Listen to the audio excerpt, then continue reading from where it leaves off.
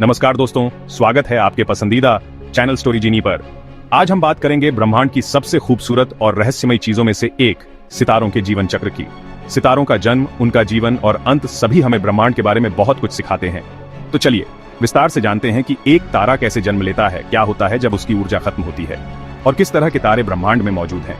एक तारे का जन्म एक विशाल गैस और धूल के बादल, जिसे नेब्यूला कहते हैं, से होता है।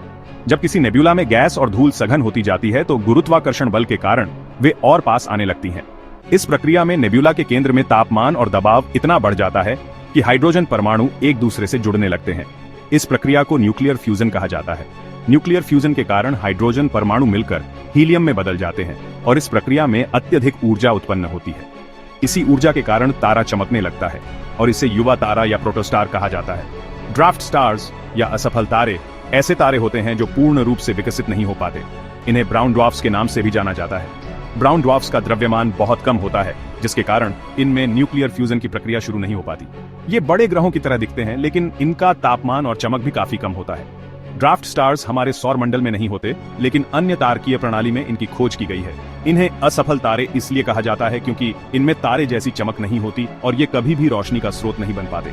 न्यूक्लियर फ्यूजन एक अत्यधिक ऊर्जा उत्पन्न करने वाली प्रक्रिया है जो सितारों को चमकने का कारण बनाती है। तारे के अंदर हाइड्रोजन के परमाणु आपस में मिलते हैं और हीलियम में बदलते हैं, जिससे बहुत अधिक ऊर्जा निकलती है। यह ऊर्जा तारे को स्थिर रखती है और उसे अंदरूनी गुरुत्वाकर्षण से बचाती है। जैसे जैसे तारा अपने जीवन में आगे बढ़ता है, उसका हाइड्रोजन धीरे धीरे समाप्त होता जाता है और यह अंत में हीलियम, कार्बन और अन्य भारी तत्वों में बदलता है।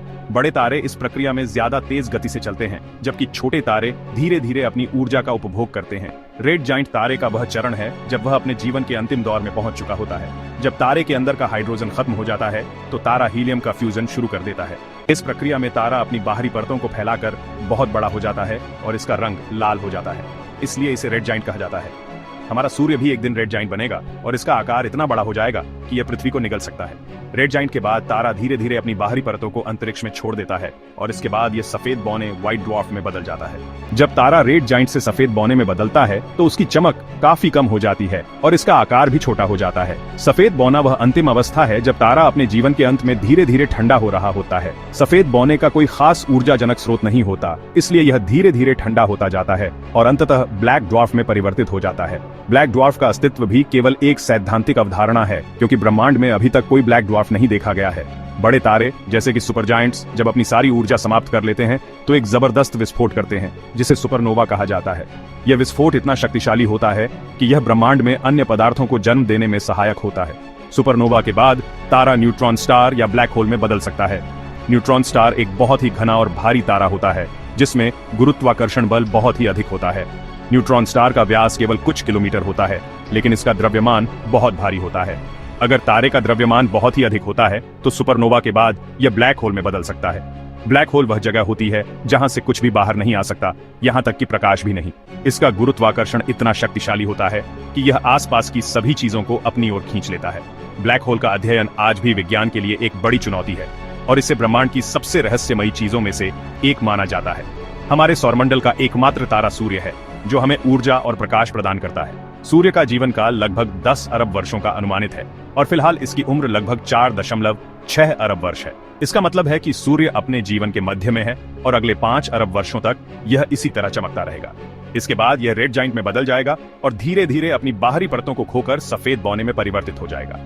सूर्य के अंतकाल में यह पृथ्वी और सौरमंडल के अन्य ग्रहों पर जीवन को भी समाप्त कर देगा। ब्रह्मांड में सितारों की कई श्रेणियां हैं, जैसे कि लाल बौने, पीले बौने, नीले जायंट्स और सफेद बौने। हर तारे का जीवन उसकी श्रेणी और द्रव्यमान पर निर्भर करता है। बड़े तारे ज्यादा तेजी से ऊर्जा को जलाते हैं और जल्दी समाप्त हो जाते हैं, जबकि छोटे तारे धीरे धीरे ऊर्जा का उपभोग करते हैं और अरबों वर्षों तक जीवित रहते हैं। सितारों का जीवन चक्र हमें ब्रह्मांड की अद्भुत शक्तियों और रहस्यों के बारे में बहुत कुछ सिखाता है। ये पूरी प्रक्रिया इतनी सुंदर और जटिल है कि हम इसे समझने की कोशिश में हमेशा कुछ नया सीखते हैं। ड्राफ्ट स्टार्स या असफल तारे ऐसे तारे होते हैं जो पूर्ण रूप से विकसित नहीं हो पाते। इन्हें ब्राउन ड्वार्फ्स के नाम से भी जाना जाता है। ब्राउन ड्वार्फ्स का द्रव्यमान बहुत कम होता है, जिसके कारण इनमें न्यूक्लियर फ्यूजन की प्रक्रिया शुरू नहीं हो पाती। ये बड़े ग्रहों की तरह दिखते हैं, लेकिन इनका तापमान और चमक भी काफी कम होता है। ड्राफ्ट स्टार्स हमारे सौरमंडल में नहीं होते, लेकिन अन्य तारकीय प्रणाली में इनकी खोज की गई है। इन्हें असफल तारे इसलिए कहा जाता है क्योंकि इनमें तारे जैसी चमक नहीं होती और ये कभी भी रोशनी का स्रोत नहीं बन पाते। न्यूक्लियर फ्यूजन एक अत्यधिक ऊर्जा उत्पन्न करने वाली प्रक्रिया है जो सितारों को चमकने का कारण बनाती है। तारे के अंदर हाइड्रोजन के परमाणु आपस में मिलते हैं और हीलियम में बदलते हैं, जिससे बहुत अधिक ऊर्जा निकलती है। यह ऊर्जा तारे को स्थिर रखती है और उसे अंदरूनी गुरुत्वाकर्षण से बचाती है। जैसे जैसे तारा अपने जीवन में आगे बढ़ता है, उसका हाइड्रोजन धीरे धीरे समाप्त होता जाता है और यह अंत में हीलियम, कार्बन और अन्य भारी तत्वों में बदलता है। बड़े तारे इस प्रक्रिया में ज्यादा तेज गति से चलते हैं, जबकि छोटे तारे धीरे धीरे अपनी ऊर्जा का उपभोग करते हैं। जब एक तारा अपने जीवन के अंत के करीब पहुंचता है, तब वह एक विशाल रेड जाइंट में बदल जाता है। इस अवस्था में तारे का बाहरी आवरण फैल जाता है और उसका रंग लाल हो जाता है। यह उस तारे के जीवन का एक महत्वपूर्ण चरण होता है। रेड जाइंट के बाद तारे का कोर सिकुड़कर एक सफेद बौना बन जाता है। यह एक घना और गर्म अवशेष होता है जो धीरे धीरे ठंडा होता है। सफेद बौना तारे के जीवन का अंतिम चरण होता है, जहां वह धीरे धीरे अपनी ऊर्जा खोता रहता है। कुछ बड़े तारे रेड जाइंट चरण के बाद एक शक्तिशाली विस्फोट से गुजरते हैं, जिसे सुपरनोवा कहा जाता है। सुपरनोवा के बाद तारे का कोर न्यूट्रॉन स्टार में बदल सकता है। न्यूट्रॉन स्टार बहुत ही घना और छोटा होता है, लेकिन इसका गुरुत्वाकर्षण बहुत ही शक्तिशाली होता है। ब्लैक होल ब्रह्मांड के सबसे रहस्यमयी और शक्तिशाली पिंडों में से एक है। जब एक विशाल तारा अपने जीवन के अंत में सुपरनोवा विस्फोट करता है, तो उसके बाद बचा हुआ कोर ब्लैक होल बन सकता है। ब्लैक होल का गुरुत्वाकर्षण इतना प्रबल होता है कि कुछ भी, यहाँ तक कि प्रकाश भी, इसकी पकड़ से बच नहीं सकता। हमारा सूर्य, जो एक मध्यम आकार का तारा है, अपने जीवन के मध्य में है। ये लगभग 4 अरब 70 करोड़ वर्ष पुराना है और इसे अभी लगभग 5 अरब वर्ष और जलना है। सूर्य अपने जीवन के अंत में एक लाल विशालकाय तारा बनेगा, फिर अपने बाहरी परतों को खो देगा और अंततः एक सफेद बौना बन जाएगा। सितारों की श्रेणियां उनके द्रव्यमान, आकार और तापमान के आधार पर निर्धारित की जाती हैं। मुख्य श्रेणियां हैं नीले विशाल, सफेद बौने, लाल बौने और सुपर जायंट। नीले विशाल तारे सबसे गर्म और सबसे बड़े होते हैं, जबकि लाल बौने तारे सबसे ठंडे और सबसे छोटे होते हैं। सितारों का जीवन चक्र हमारे ब्रह्मांड की संरचना और विकास को समझने के लिए महत्वपूर्ण है।